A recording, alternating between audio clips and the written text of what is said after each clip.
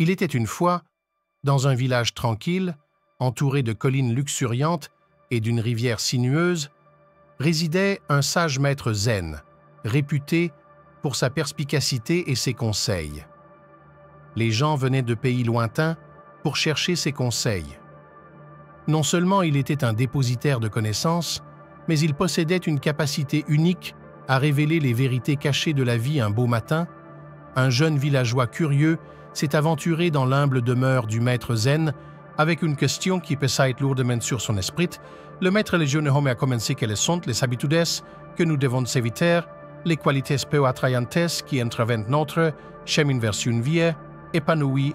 Le maître zen, ses yeux remplis d'une douce lumière, a accepté de partager sa sagesse sur les 7 habitudes peu attrayantes qu'il faut s'efforcer d'éviter. Le maître zen a souligné que la complaisance était la toute première habitude peu attrayante à garder. Par contre, il est remarquablement facile de tomber dans l'ornière d'une routine quotidienne et de s'habituer au statu quo. Il a exhorté le jeune homme à ne pas se contenter de la médiocrité, mais plutôt à rechercher continuellement l'amélioration de soi et la croissance personnelle.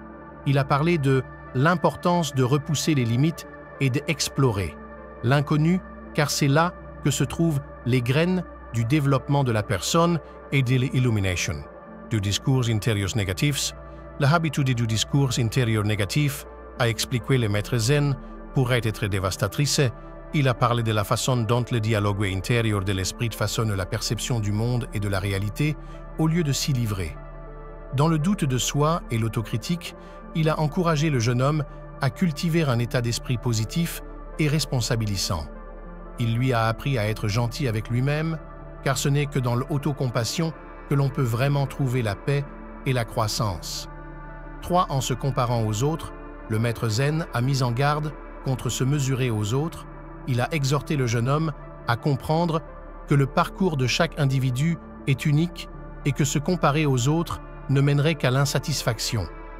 Il partageait la sagesse ancienne selon laquelle le véritable épanouissement pouvait être trouvé en se concentrant sur le progrès et le développement personnel à chaque pas en avant.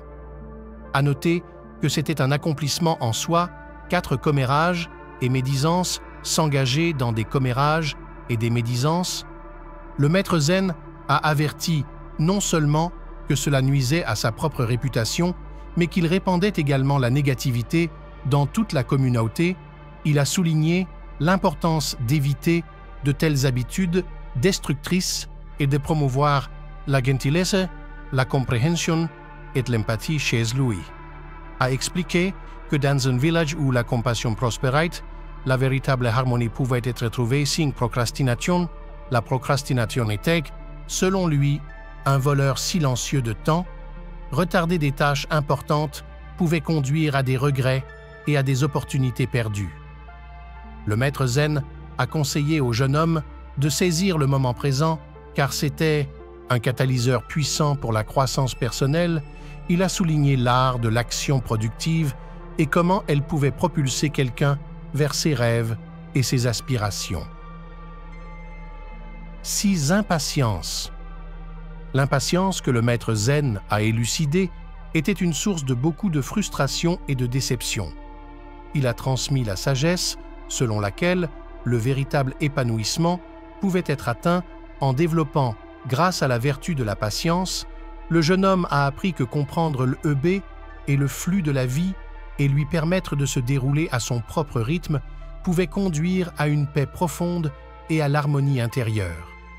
Certaines choses que le maître zen a rappelées valèrent la peine d'attendre 7 jours dans le passé ou le futur. Enfin, le maître zen a parlé de l'habitude peu attrayante de vivre dans le passé ou de s'inquiéter de l'avenir. Il a souligné l'importance de vivre le moment présent où le vrai bonheur et le contentement peuvent être découverts.